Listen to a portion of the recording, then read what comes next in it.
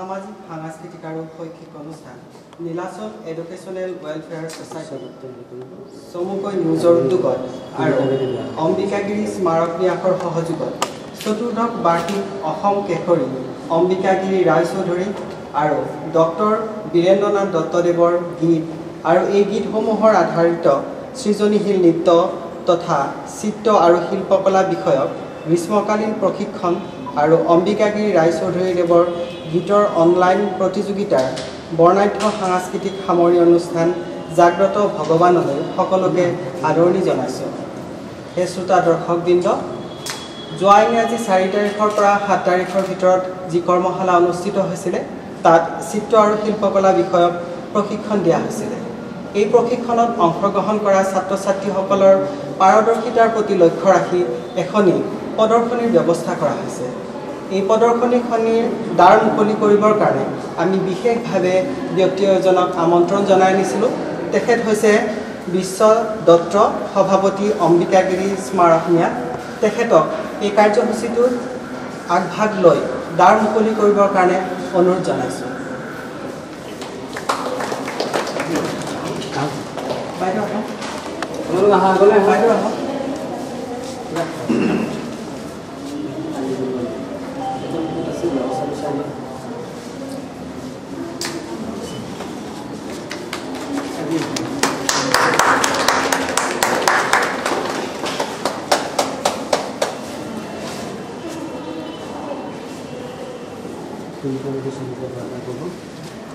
আপুনি কিবা ক'ব নেকি? বৰ ভাল লাগিল এইখিনিয়ে দেখি আমি ধন্যবাদ জ্ঞাপন মই ধন্যবাদ জনাইছোঁ। মই নাভাবাতে হৈছে আৰু মই যিহেতু নিজে অৰিজিনেল আৰ্কিটেক্ট আছোঁ গতিকে ইয়াত খুব ভাল কৰিছে, এইবিলাক ভাল কৰিছে, ধুনীয়া।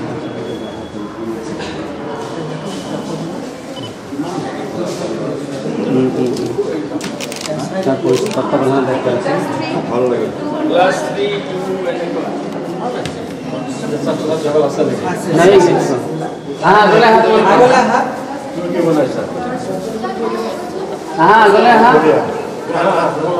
কি কি বনাইছে দেখাই দিয়া, তোমালোকৰ বস্তুবিলাক আছে নহয় ইয়াতে।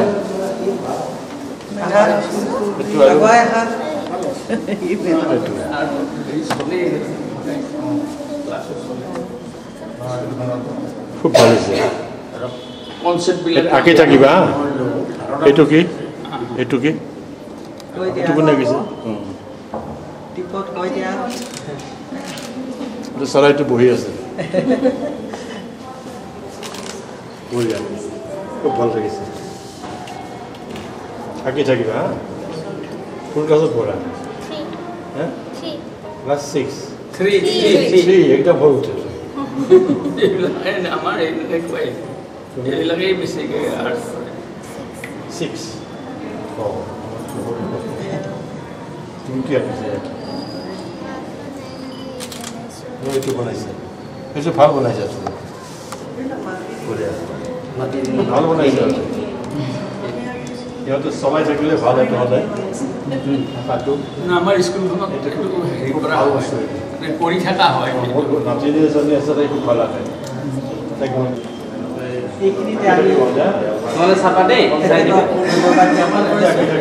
আৰু ছবিৰ তত্বাৱধায়ক আমাৰ মাজত উপস্থিত আছে তুলিকা বাইদেউ।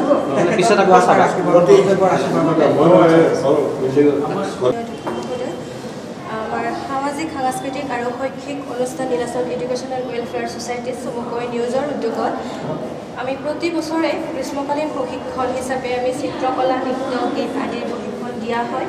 ঠিক তেনেদৰে এইবেলিও আমাৰ শিল্প আৰু চিত্ৰকলাৰ প্ৰশিক্ষণ দিয়া হৈছিলে জুলাই মাহৰ 4 তাৰিখৰ পৰা একাধাৰে 7 তাৰিখলৈ। এই 4 দিনত আমাৰ শিকোৱা হৈছিলে আৰ্ট, শিকোৱা হৈছিলে পেপাৰ ক্ৰাফ্ট আৰু লগতে ক্লে ক্ৰাফ্ট শিকোৱা হৈছিলে। আৰু আমাৰ একেবাৰে সৰু সৰু ল'ৰা ছোৱালী আছিলে, ক্লাছ 2, 3 আৰু একেবাৰে 6, 8লৈ আছিলে বাৰু। তেওঁলোকেও শিকিছে, ধুনীয়াকৈ শিকিছে তেওঁলোকে।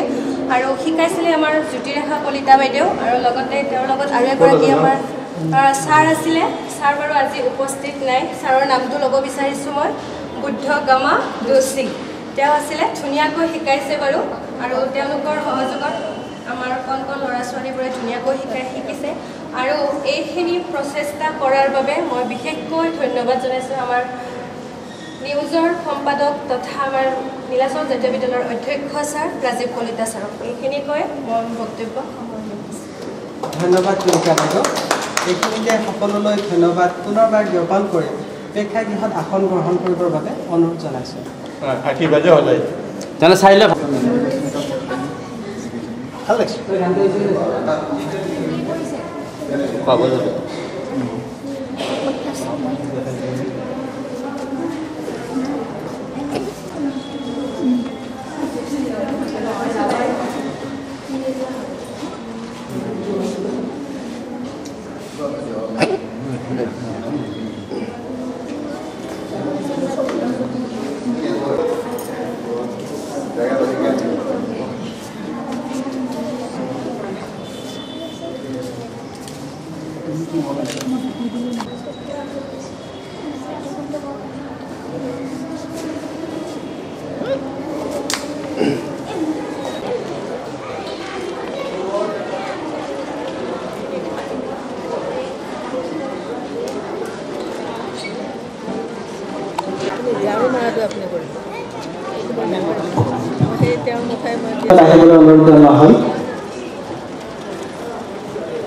সোনকালে আহিলে বেছি ভাল হয়। আমি অনুষ্ঠান আৰম্ভ কৰিম।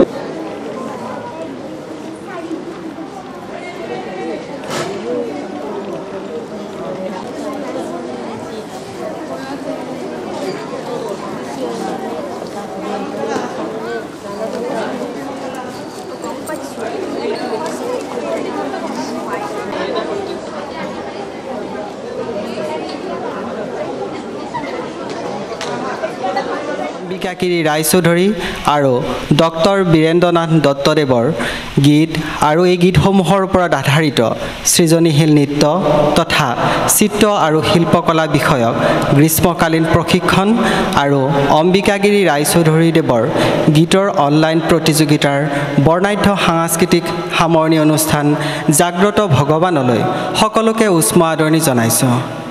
হে সুধীবৃন্দ, এই অনুষ্ঠানটি সুকলমে পৰিপাটিকৈ পৰিচালিত হ'বৰ বাবে আমি প্ৰথমে এগছি বন্তি প্ৰজ্বলন কৰিব বিচাৰিছোঁ। যিহেতু প্ৰজ্বলক মহোদয় আমাৰ মাজত উপস্থিত হৈছে, যুগব্ৰতা বাইদেউ, কাৰ্যবাহী সচিব অম্বিকাগিৰি স্মাৰক ন্যাস, তেওঁৰ লগত থাকিব পূব কামৰূপ মহাবিদ্যালয়ৰ অধ্যক্ষা বিশিষ্ট ডক্টৰ ৰুণু ভট্টাচাৰ্যদেৱ, থাকিব ৰাজীৱ কলিতা সম্পাদক নিউজ, সভাপতি ভূপেন কুমাৰ শৰ্মা বিদ্যালয়ৰ সভাপতি প্ৰমুখ্যে নিউজৰ সভাপতি, তেওঁলোকক বিদ্যালয়ৰ শিক্ষয়িত্ৰী পম্পী কলিতা বাইদেউ, বন্দনা বাইদেউক আদৰি আনিবৰ বাবে বিশেষভাৱে অনুৰোধ জনালোঁ। শ্ৰদ্ধাৰ দৰ্শক মণ্ডলী, এই অনুষ্ঠানৰ লগত সংগতি ৰাখি যি প্ৰশিক্ষণ হৈছিলে সৃজনীশীল নৃত্য, এই সৃজনীশীল নৃত্যৰ ছাত্ৰ ছাত্ৰীসকলক লৈ আমি এটি মংগলাচৰণৰ ব্যৱস্থা কৰিছোঁ। গতিকে মংগলাচৰণৰ দায়িত্বত থকা শিল্পীসকলক সাজু হ'বৰ বাবে অনুৰোধ জনাইছোঁ। আমি বন্তি প্ৰজ্বলনৰ দিশে আগবাঢ়িছোঁ। এই বন্তি প্ৰজ্বলনত সহায় কৰিছে বিদ্যালয়ৰ শিক্ষয়িত্ৰী মানসী বাইদেউ, লগতে জ্যোতিকা কলিতা বাইদেউ।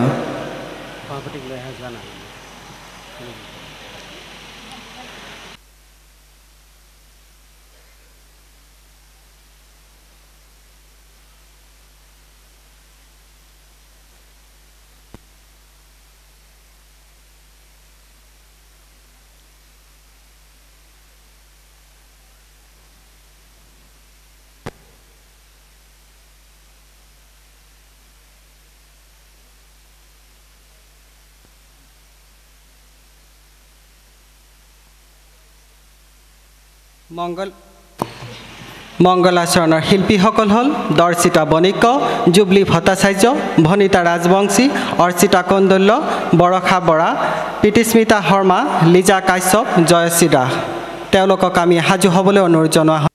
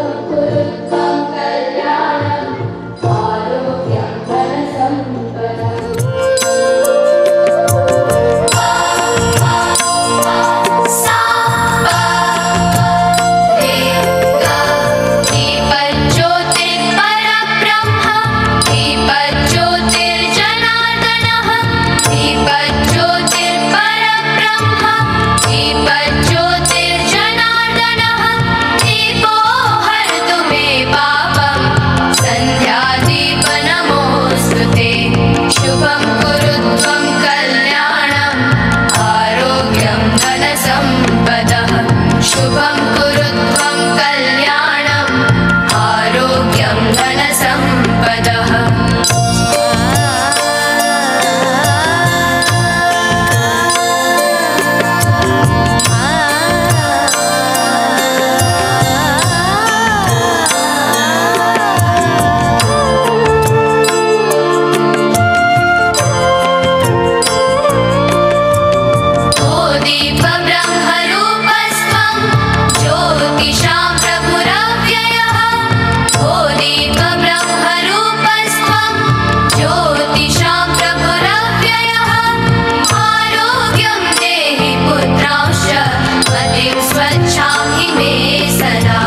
शुभं कुरु त्वं कल्याणम्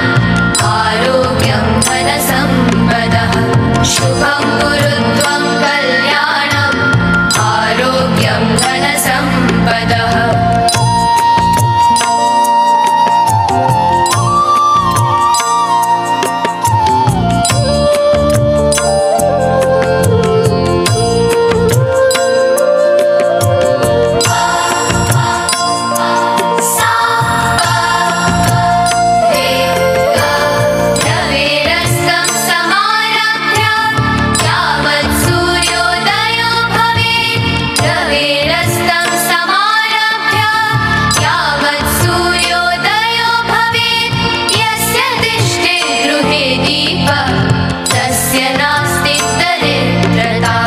शुभं कुरु त्वं कल्याणम् आरोग्यं धनसम्पदः शुभं कुरु त्वं कल्याणम् आरोग्यं धनसम्पदः शत्रुबुद्धिविनाशाय दीपज्योतिर्नमोऽस्तुते दीपज्योतिर्नमोऽस्तुते शुभं कुरु त्वं कल्याणम् आरोग्यं धनसम्पदः शुभं कुरु त्वं कल्याणम् आरोग्यं धनसम्पदः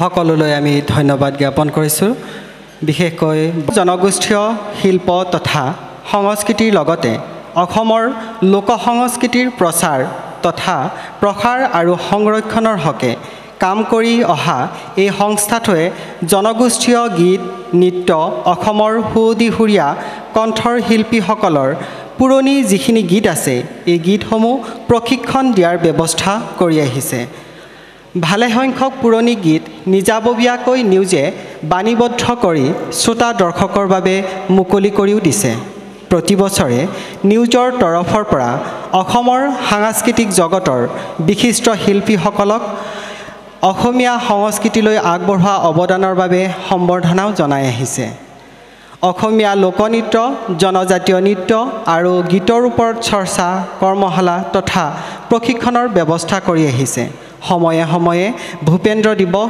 শিল্পী দিৱস বিষ্ণু ৰাভা দিৱস ইত্যাদি দিৱসসমূহ পালন কৰি আহিছে আগলৈ আগবাঢ়ি যোৱাৰ বাবে এই সংস্থাটোৱে চৰকাৰৰ তৰফৰ পৰা আৰ্থিক সাহায্য লাভ কৰিছে সামাজিক সাংস্কৃতিক সহযোগিতাৰ মাজেৰে নিউজে অসমীয়া শিল্প সংস্কৃতিৰ জগতখনক আগবঢ়াই নিবৰ বাবে সদায় দৃঢ় প্ৰতিজ্ঞ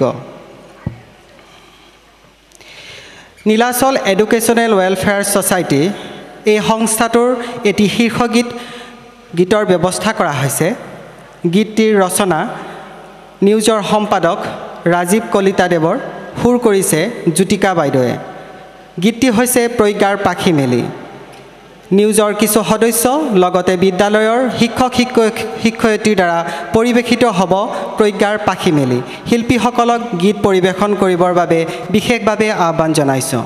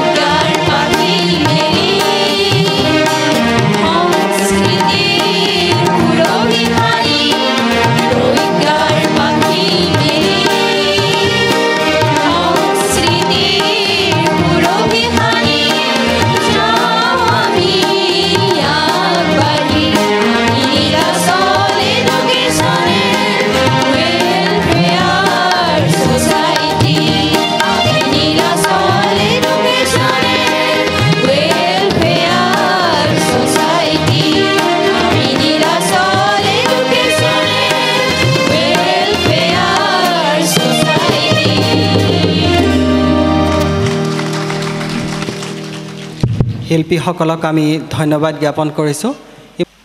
নীলাচল এডুকেশ্যনেল ৱেলফেয়াৰ ছ'চাইটি এই সংস্থাটোৱে প্ৰতি বছৰে সাংস্কৃতিক প্ৰেমী সাংস্কৃতিক কৰ্মীসকলক বিশেষভাৱে সম্বৰ্ধনা জনাই আহিছে।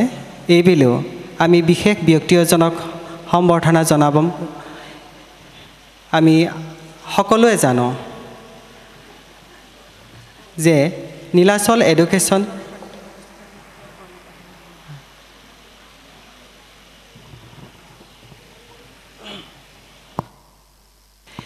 আমি সম্বৰ্ধনাৰ দিশে আগবাঢ়িছোঁ।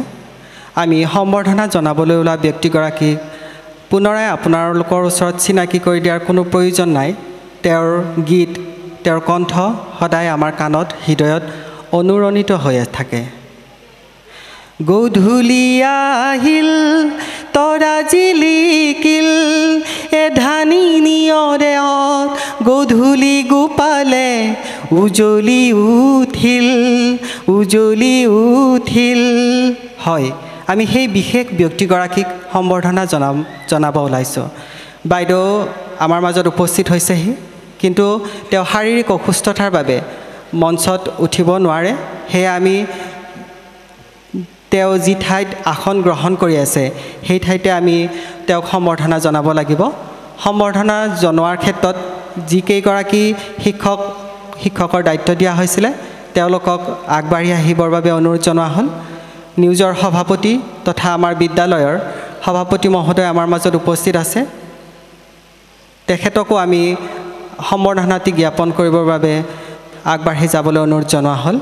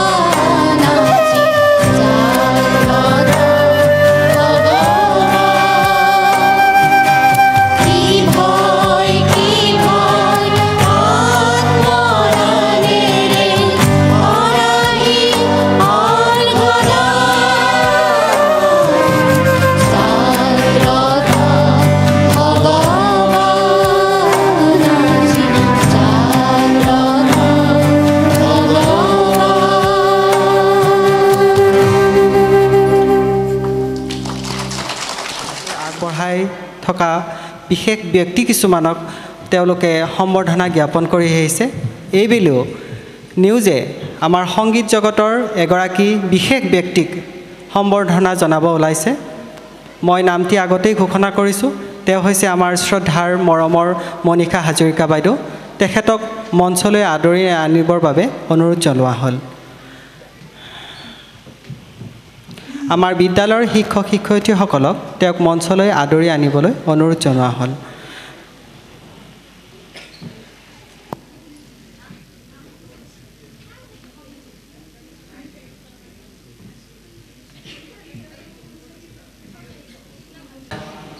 সংগীত জগতৰ বিশেষ ব্যক্তিগৰাকী মণিষা হাজৰিকা বাইদেউ।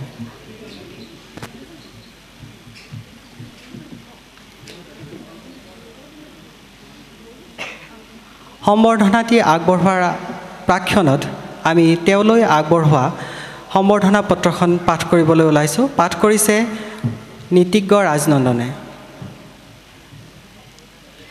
নমস্কাৰ। সামাজিক সাংস্কৃতিক আৰু শৈক্ষিক অনুষ্ঠান Nilachal educational welfare society news Kamakhya মন্দিৰ পকীপথ নাৰ্চাৰী গুৱাহাটী 78109 সম্বৰ্ধনা পত্ৰ প্ৰতি মাননীয়া শ্ৰীযুত মণিষা হাজৰিকা বিশিষ্ট সংগীত শিল্পী। কতেনো আছা মোৰ কলিজাৰ আই, কাতৰে মাতিছোঁ শুনিছানে নাই, বিচাৰিছোঁ মই দিনে নিশাই চকুৰ পানীৰে দুগাল তিয়াই। হে শিল্পী, আপোনাৰ দৰদী তথা শ্ৰুতিমধুৰ কণ্ঠেৰে নিগৰিত এই গীতটিৰ আবেদন প্ৰতিগৰাকী অসমীয়া সংগীত প্ৰেমীৰ হৃদয়ে হৃদয়ে চিৰপ্ৰবাহমান। অসমৰ সংগীত জগতৰ উজ্জ্বল নক্ষত্ৰবোৰৰ ভিতৰত আপুনিও অন্যতম।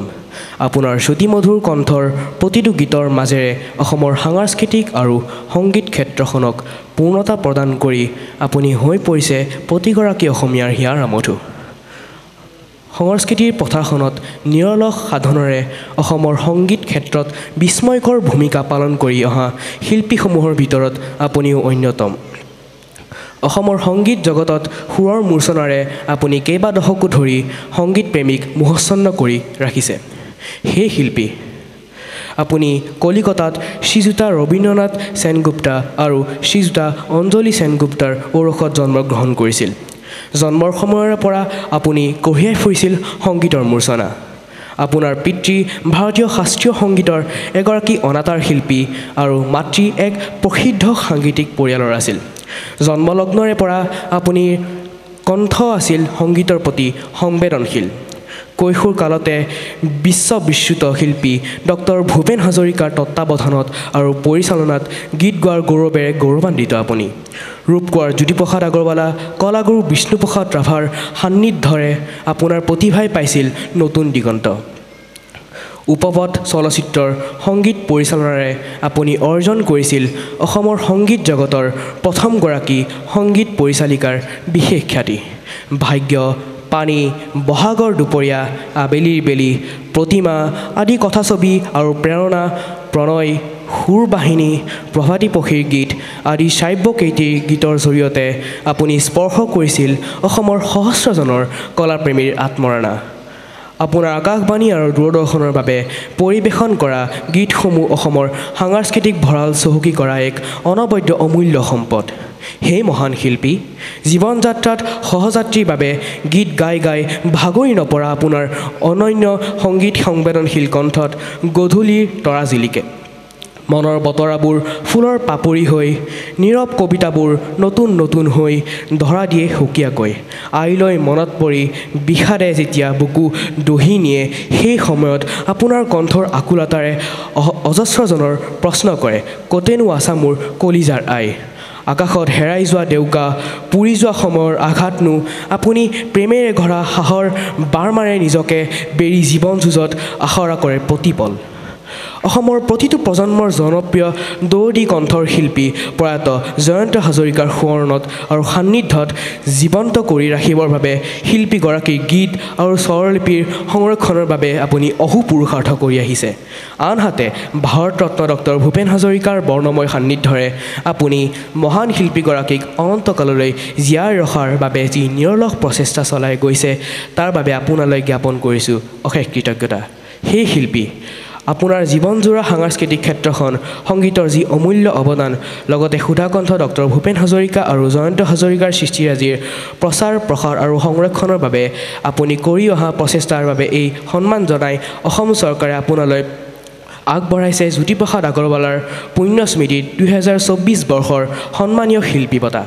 আজি ইংৰাজী 13 জুলাই 2024 তাৰিখে সামাজিক সাংস্কৃতিক আৰু শৈক্ষিক অনুষ্ঠান নীলাচল এডুকেশ্যনেল ৱেলফেয়াৰ ছ'চাইটি চমুকৈ নিউজৰ উদ্যোগত আৰু অম্বিকাগিৰি স্মাৰক ন্যাসৰ সহযোগত অনুষ্ঠিত ৪ৰ্থ বাৰ্ষিক অসম কেশৰী অম্বিকাগিৰি ৰায়চৌধুৰী আৰু ডক্টৰ বীৰেন্দ্ৰনাথ দত্তদেৱৰ গীত আৰু এই গীতসমূহৰ ওপৰত আধাৰিত সৃজনশীল নৃত্য তথা চিত্ৰ আৰু শিল্পকলাৰ গ্ৰীষ্মকালীন প্ৰশিক্ষণ তথা সদৌ অসম ভিত্তিত আয়োজিত অসম কেশৰী অম্বিকাগিৰি ৰায়চৌধুৰীদেৱৰ গীতৰ অনলাইন প্ৰতিযোগিতাৰ যি সামৰণি অনুষ্ঠান জাগ্ৰত ভগৱান শীৰ্ষক সাংস্কৃতিক অনুষ্ঠানটোত আপোনাক সম্বৰ্ধনা জনাবলৈ পাই আমি পৰম গৌৰৱ অনুভৱ কৰিছোঁ। শেষত আপুনি আগুৱাই যাওক সংগীতৰ সেন্দুৰী আলিয়েদি। আপোনাৰ কৰ্মক্ষম জীৱন আৰু সুস্বাস্থ্য কামনাৰে নীলাচল এডুকেশ্যনেল ৱেলফেয়াৰ ছ'চাইটিৰ হৈ ৰাজীৱ কলিতা, সম্পাদক নিউজ, চিত্ৰ অংকন বাহালিনা দাস। ধন্যবাদ।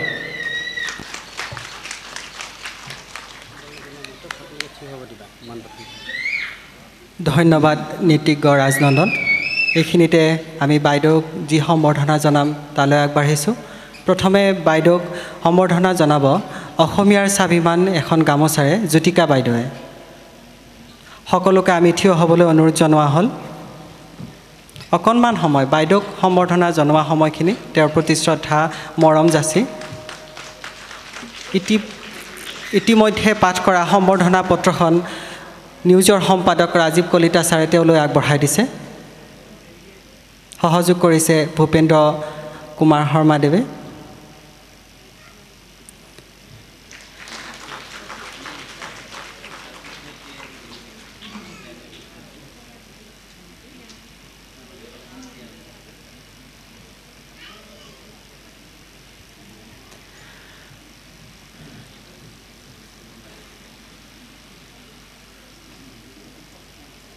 ইমানখিনি কষ্ট কৰি আমাৰ মাজত এই বহুমূলীয়া সময়কণ দিয়াৰ বাবে বাইদেউক আমি ধন্যবাদ জ্ঞাপন কৰিছোঁ। এইখিনিতে বাইদেউক দুআষাৰ ক'বৰ কাৰণে অনুৰোধ জনাইছোঁ।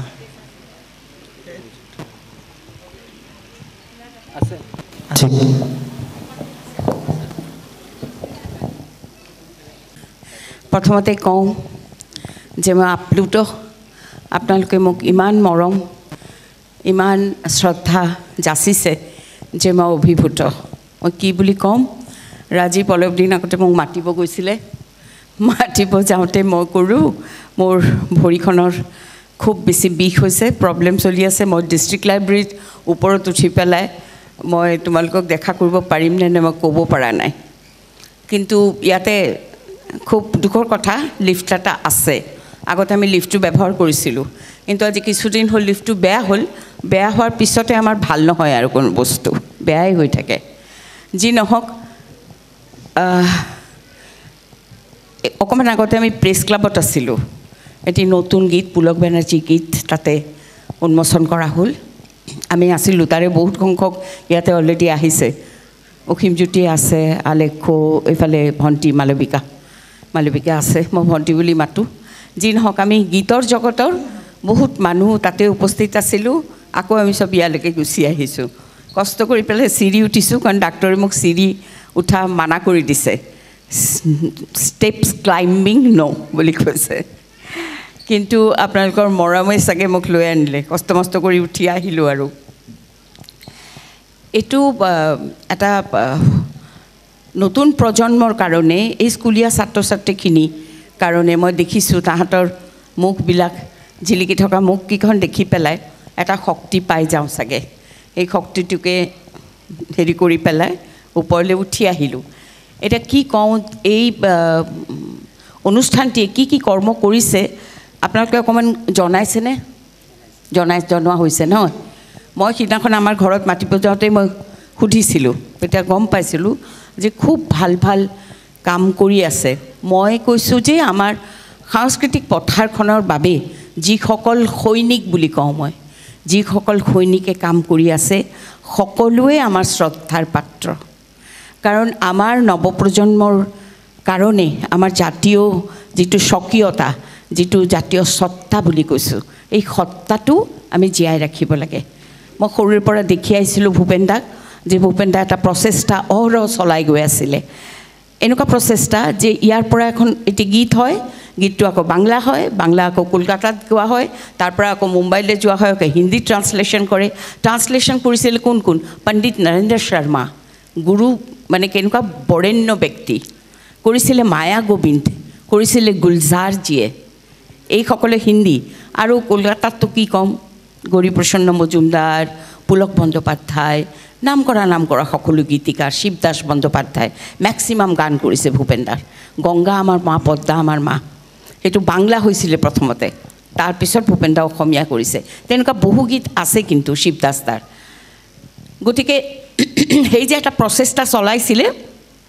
তাৰ লক্ষ্যটো আছিলে এটা আমি তেতিয়া সৰু আছিলোঁ বুজি নাপাওঁ অস্থিৰ যাযাবৰী মানুহ এটাক ঘূৰি ফুৰা দেখোঁ আজি যদি অ'ত আছে কালি ত'ত আছে পৰহি আকৌ ঢাপলি মেলি বিদেশলৈ আজি জাপান যায় কালি জাৰ্মান গৈছে লগতে জয়ন্ত হাজৰিকা গৈছে দুবাৰ এবাৰ ইউথ ফেষ্টিভেল এবাৰ পলিটিকেল সংছ ফেষ্টিভেল তে ইমান ধৰিব পৰা নাছিলোঁ যিমান বয়স হ'ল শৈশৱ কি কৈশোৰৰ পৰা শৈশৱ পালোঁ শৈশৱৰ পৰা যৌৱন পালোঁ তেতিয়া দেখিলোঁ নহয় এয়া হৈছে ভূপেন দাৰ অসমক বিশ্বৰ দৰবাৰত লৈ যোৱাৰ এটা পৰিকল্পনা এটা প্ৰচেষ্টা ভূপেন দা এনেকৈ কৈছিলে যে আমি বিশ্বক আমাৰ ওচৰত লৈ আনিব নোৱাৰোঁ কিন্তু আমি পাৰোঁ আমাৰ সৰু ৰাজ্য এখন অসমক বিশ্বৰ দৰবাৰত লৈ ফুৰিব পাৰোঁ লৈ যাব পাৰোঁ এটা চিনাকি দিব পাৰোঁ অকণ অকণ কৈছোঁ এইকাৰণে নৱপ্ৰজন্মে বহু কথা নাজানে আজি মই এইবাৰ যোৰহাট গোলাঘাট সকলোতে ঘূৰি ঘূৰি ভূপেন দাৰ বেলেগ বেলেগ ধৰণৰ মেছেজ থকা গীতবোৰ শিকাই আছোঁ ক্ৰীড়াৰ কাৰণে ভূপেন দা 60খনত তেজপুৰত বহি পেলাই লিখিছিলে এই পৃথিৱী এক ক্ৰীড়াংগন ক্ৰীড়া হ'ল শান্তিৰ প্ৰাংগণ তো এনেকুৱা ধৰণৰ গানবিলাক নতুন প্ৰজন্মই জানিব লাগে বান আহিলে ভূপেন দা লিখিলে নহয় মানে পানীটো ওপৰত বহুত লিখা আলোকতে শিকায় আৰু লুইতৰ বলীয়া বান তে লুইতৰ বলীয়া বানটো এই সময়ৰ কাৰণে সাংঘাতিক প্ৰাসংগিক গান এটা গোলাঘাটত গৈ পেলাই যেতিয়া সুৰ বাহিনীৰ কথা পাতিছোঁ কৈছোঁ এই এটা সাক্ষী বহি আছে মালবিকা বৰা ইয়াতে দেই আমি 4টা মানুহ ট্ৰাকত এটা হ'ল মালবিকা বৰা মই মণিষা হাজৰিকা মঞ্জুলা বৰুৱা মুনীন বৰুৱাৰ ঘৈণীয়েক মহানন্দ মজিন্দাৰ বৰীয়া আমি হৈছোঁ কোৰাছ প্ৰাৰ্থী আৰু জয়ন্ত হাজৰিকা লিড লৈছে তো আমি চাৰিওফালে লুইতৰ বলীয়া বান গাই ফুৰিছোঁ আৰু সেই মুনীন বৰুৱাৰ বাৰাণ্ডাখনত সৃষ্টি হৈছে সুৰ বাহিনী তাৰপিছত সেৱা কৰিছোঁ ক'ত গৈ এই মালবিকা আৰু তপব্ৰত বৰুৱা ভেকুদাৰ মাক দেউতাকক শ্ৰীচৰণত সেৱা কৰি গুৰুজনৰ আশীৰ্বাদ লৈ আমি ওলাইছিলোঁ ট্ৰাকত 3 দিন আমি বুট মগু খাই ট্ৰাকত আছোঁ হয়নে ভণ্টি গাই গাই গাই গাই চব মই কৈছিলোঁ ষ্টেজত গান গাওঁ পইচা বুটলোঁ আৰু সাহায্য কৰোঁ বানপানীত গালি খাইছিলোঁ জয়ন্ত হাজৰিকাৰ ক'লে যে বোলে মই কাষত যাব লাগিব বানপানীত যিখিনি বিপৰ্যয়গ্ৰস্ত ব্যক্তি তাহাঁতৰ ওচৰ পাব লাগিব মই কিয় যদি কাৰোবাৰ 10 পইচা দি এটা সহায় কৰিবৰ মন আছে তেওঁ কেনেকৈ পাৰিব 50 টকাৰ এটা টিকেট কাটিব তাহানি দিনত 50 টকা 76ৰ কথা কৈছোঁ মই 50 টকাৰ টিকেট কেনেকৈ কাটিব 10 পইচা দিবলৈ সহায় কিন্তু তাৰ হয়তো পৰিবাৰটো ক'ৰবাত ককবকাই আছে পানীৰ মাজত সি যাব পৰা নাই এনেকুৱা ধৰণৰ কথাবিলাক আমাৰ সাধাৰণ মানুহ চাগে মাতাত নাহে যি নহওক তেনেকৈ হিষ্ট্ৰীবিলাক কোৱা হৈছোঁ আজিকালি ইতিহাসবোৰ কৈ গৈছোঁ গতিকে এইখিনি ইতিহাসে আমাক আৰু ভাবোঁ নৱপ্ৰজন্মক আগুৱাই লৈ যাবলৈ যথেষ্ট সহায় কৰিব আৰু ৰাজীৱৰ দৰে প্ৰত্যেকজন সদস্যৰ দৰে যিখিনি সমাজকৰ্মী আছে আমাৰ লগতে এইখিনি সমাজকৰ্মীয়ে আমাক শক্তি দিব আমাক আগুৱাই লৈ যাবৰ শক্তি দিব এই শক্তিখিনি আমি বুটলি ল'ব লাগিব তোমালোকক কৈছোঁ ছাত্ৰ ছাত্ৰী যিখিনি আছে আৰু নিজকে নিজৰ জাতিটোৰ পৰিচয় দিয়াৰ বাবে সক্ষম কৰিব লাগিব হ'ব মোৰ এইখিনি ক'ব লগা কথা আছিলে মই ক'লোঁ সেইখিনি আৰু সকলো লোকে মই আন্তৰিক ধন্যবাদ জনাইছোঁ যে এই মই নাজানো মই কিমান যোগ্য কিমানখিনি মই দিব পাৰিছোঁ কিন্তু হয় মই নতুন প্ৰজন্মৰ লগত কিন্তু কাম কৰি আছোঁ, ষ্টিল কৰি আছোঁ। তাহাঁতকে মঞ্চ দিওঁ। জয়ন্ত হাজৰিকা প্ৰত্যেকটো জন্মদিনৰ প্ৰয়াণ দিৱসত মই যেতিয়া মঞ্চত অনুষ্ঠান কৰোঁ, আজি মঙলদৈত কৰোঁ জন্মস্থান, কালি মৰিগাঁৱত কৰোঁ, ক'ৰবাত কৰোঁ, ৰবীন্দ্ৰ ভৱন থাকোঁতে বহুত কৰিছোঁ। তেতিয়া কিন্তু মঞ্চখনত পৰা চব নতুন প্ৰজন্মৰ শিল্পীসকলক থিয় কৰোঁ, এই মঞ্চটো দিওঁ, কাৰণ তাহাঁতিহে আমাৰ ভৱিষ্যত। ধন্যবাদ। সাৰুৱা বক্তব্যৰ বাবে আমি ধন্যবাদ জ্ঞাপন কৰিছোঁ আৰু আমাৰ শিক্ষয়িত্ৰীবৃন্দক বাইদেউক আসন গ্ৰহণ কৰোৱাবৰ বাবে অনুৰোধ জনাইছোঁ। সময়ে সময়ে বিভিন্ন ধৰণে ৰূপ ধাৰণ কৰিছিল। ত্ৰেতা যুগতো ৰামৰ অৱতাৰ লাভ কৰিছিল। এই ৰামে কিন্তু সীতাক বনবাসো দিছিলে। বিশিষ্ট সংগীত শিল্পী যতীন ৰজত ডাঙৰীয়াৰ কণ্ঠত নৱকান্ত বৰুৱাৰ কথা, সুৰ বীৰেন্দ্ৰনাথ দত্তদেৱৰ সজোৱা সীতা বনবাস কিমান চাবানো, এই গীতটি আমি উপভোগ কৰিম।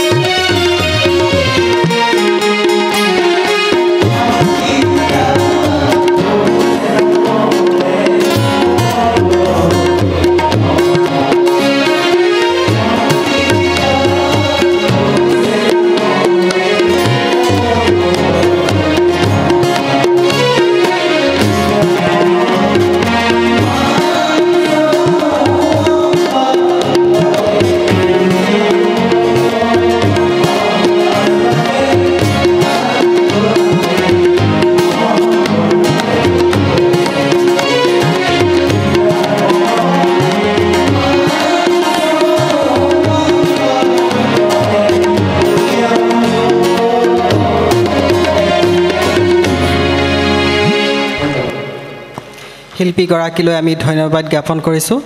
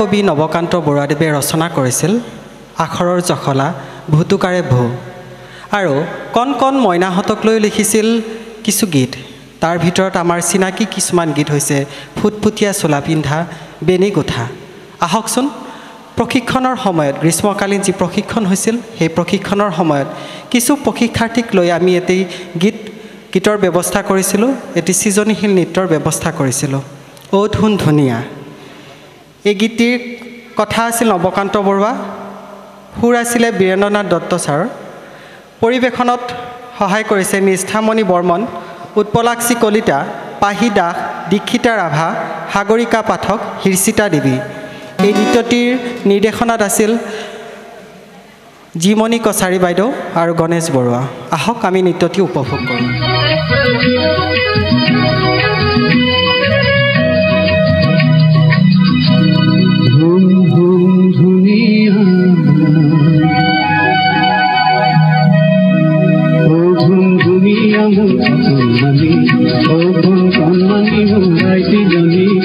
তোমাৰ খোলা ডিঙিৰ বুতাম খোলা ফুটফুটিয়া সদায় খোলা ও গুনগুনিয়া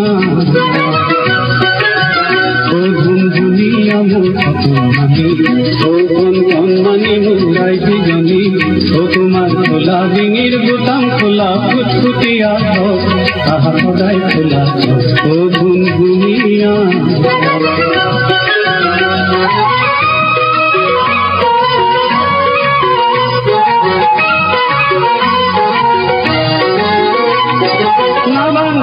খোলা চুলি লাগে লাগক ঝুলি নিশিকা বাঁধি বুদ্ধি খোবা বন্ধার এহে না বান্ধিবা খোলা চুলি লাগে লাগক ঝুলি নিশিকা বাঁধি বুদ্ধি খোবা বন্ধার খোলা চুলি বতাহ খেলি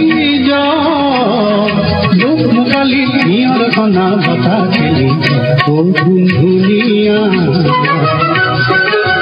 ও গুনগুনিয়া মোৰ কণমানি ও কণমানি মুগাই বিজনী ও তোমাৰ খোলা ডিঙিৰ বুটাম খোলা ফুটফুটীয়া আহা সদায় খোলা ও গুনগুনিয়া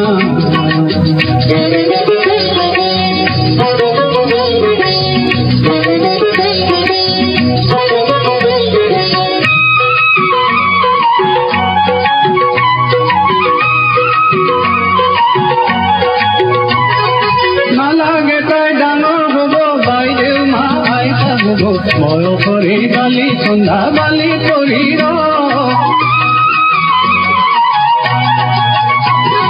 নালাগে তাই ডাঙৰ হব বাইদেউ মা আইতা হব বয়সৰে বালি সন্ধ্যা বালি কৰি লাগে যদি সময়কে লাগে যদি সময়কে চোলাৰ দিনত মাৰি তোমাৰ খোলা ডিঙিৰ বুটাম খোলা ফুটফুটীয়া আহা সদায় খোলা ও গুনগুনিয়া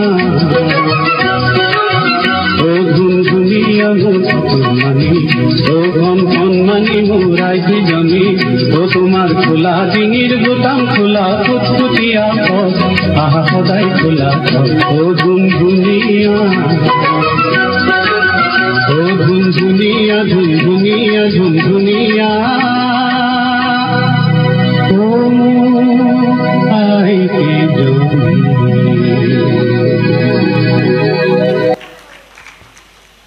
শিল্পীসকলক আমি ধন্যবাদ জ্ঞাপন কৰিছোঁ অসমত পৰিছিল যাৰ পৰিণতি স্বৰূপে অসমীয়া লোক কিছুমানেও কাৰাবৰণ খাটিবলগীয়া হৈছিলে সেই সময়ত অম্বিকাগিৰি ৰায়চৌধুৰীও আছিল কাৰাগাৰত সেই মুহূৰ্তত তেওঁলোকে শাস্তিৰূপে পাইছিলে পায়খানা চাফা কৰিবলৈ পায়খানা চাফা কৰাৰ সময়ত ঝাৰুৰে যেতিয়া পায়খানা চাফা কৰিছিল তালে তালে তেওঁ গীত ৰচনা কৰিছিল ধৰ ঝাৰু ধৰ ভাই এই গীতটি আমি এইবাৰ উপভোগ কৰিম দীক্ষিতা ৰায় কৃত শৰণীয়া অনুশ্ৰী দাসৰ কণ্ঠত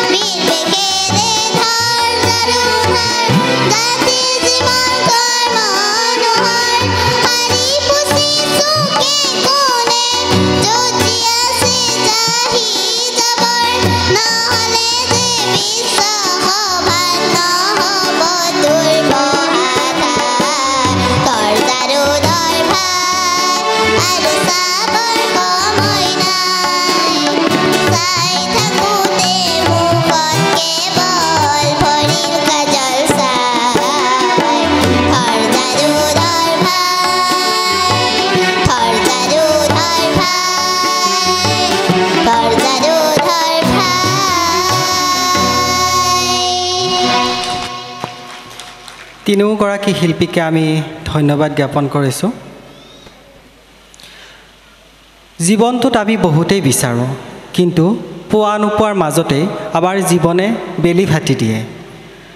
গীতিকাৰ কবি নৱকান্ত বৰুৱাদেৱে লিখিছিল পালো নে নেপালো, সুৰ কৰিছিল বীৰেন্দ্ৰনাথ দত্তদেৱে। এইবাৰ আমি এই গীতটি উপভোগ কৰিম জ্যোতিকা কলিতা বাইদেউ আৰু হৃদয়ানন্দৰ কণ্ঠত।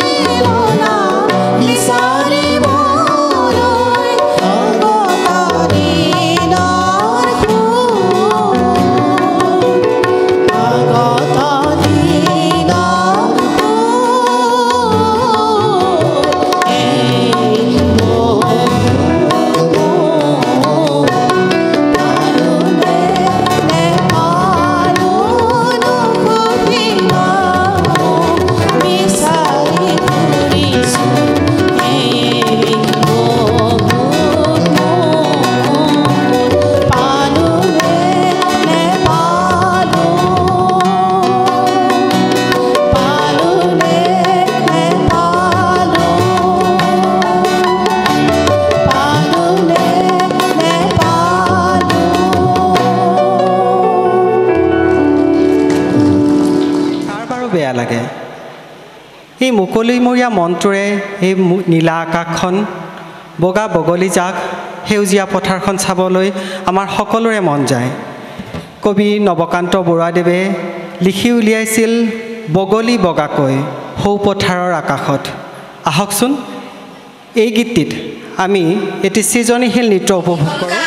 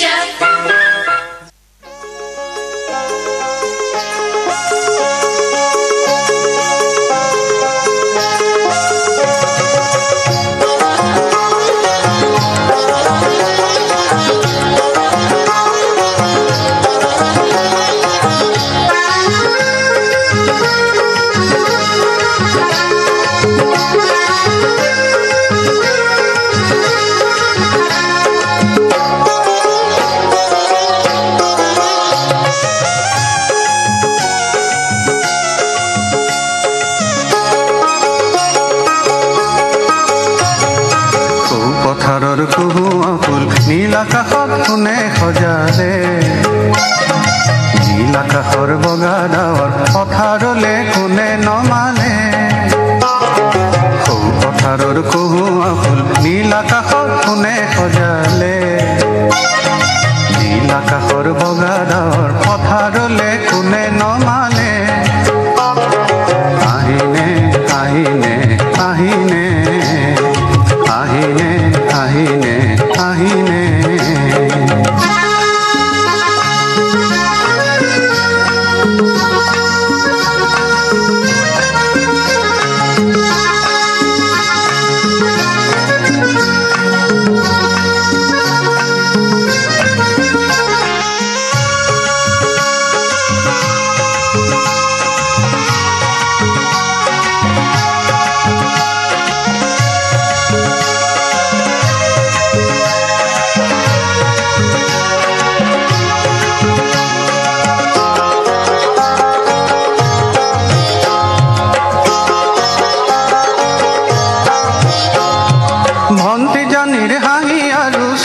পানীত ৰামধেনুখন কোনে জ্বলালে, অ কোনে জ্বলালে। ৰামধেনুতে ভণ্টিজনীৰ হাঁহি আৰু চকু পানী কোনে মিলালে, অ কোনে মিলালে। ভণ্টিজনীৰ হাঁহি আৰু চকু পানীত ৰামধেনুখন কোনে জ্বলালে, অ কোনে জ্বলালে। ৰামধেনুতে ভণ্টিজনীৰ হাঁহি আৰু চকু পানী কোনে মিলালে।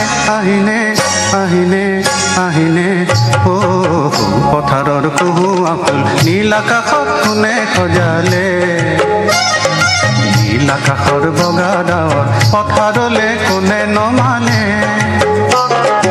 আহিনে আহিনে আহিনে আহিনে আহিনে আহিনে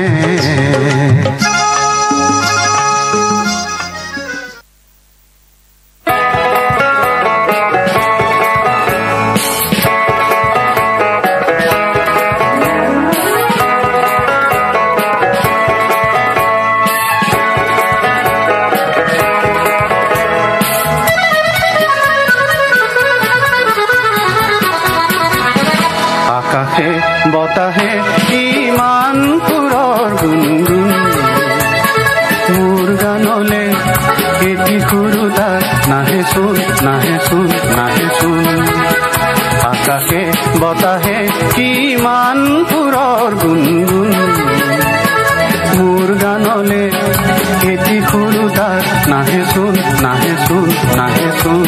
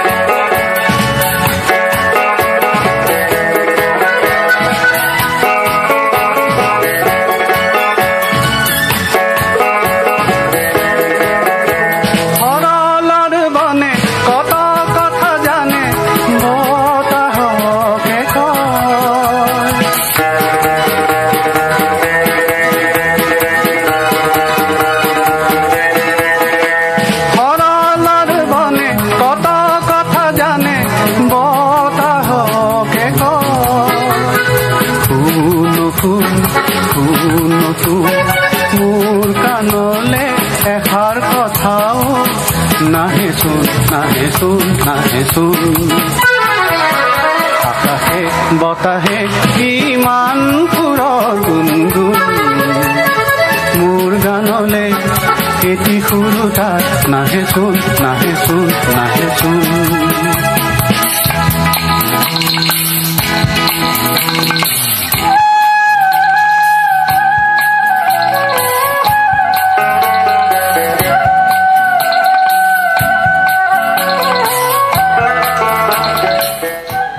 শিল্পীসকলক আমি ধন্যবাদ জ্ঞাপন কৰিছোঁ দুটা ঘৰচিৰিকা সিহঁতে জীৱনটো জীয়াবৰ বাবে মুখত সৰু সৰু কুটা কিছুমান লৈ আহিছিল জুপুৰি ঘৰটোৰ মুধচত সিহঁতে বাহ লৈছিল জীৱনটো জীয়াবৰ আশাৰে কবি গীতিকাৰ নৱকান্ত বৰুৱাদেৱে কিন্তু এই দৃষ্টিভংগীৰ পৰাও আঁতৰি যোৱা নাছিলে মুখত দুডাল দুবৰি বন দুডাল হৰিকা কথা আছিলে নৱকান্ত বৰুৱাদেৱৰ সুৰ হৈছে বীৰেন্দ্ৰনাথ দত্ত ছাৰৰ এই গীতটিত কণ্ঠনি কৰাইছে শ্ৰুতি মাধুৰ্য দৰিয়লি কাশ্যপ অনুশ্ৰী দাস কীট শৰণীয়া দীক্ষিতা ৰায় হিমাগ্না বৈশ্য মৃগেন বৰ্মন দিশান্ত গৌতম শৰ্মা হৃদয়ানন্দ নাথে আহকচোন আমি সকলোৱে গীতটি উপভোগ কৰোঁ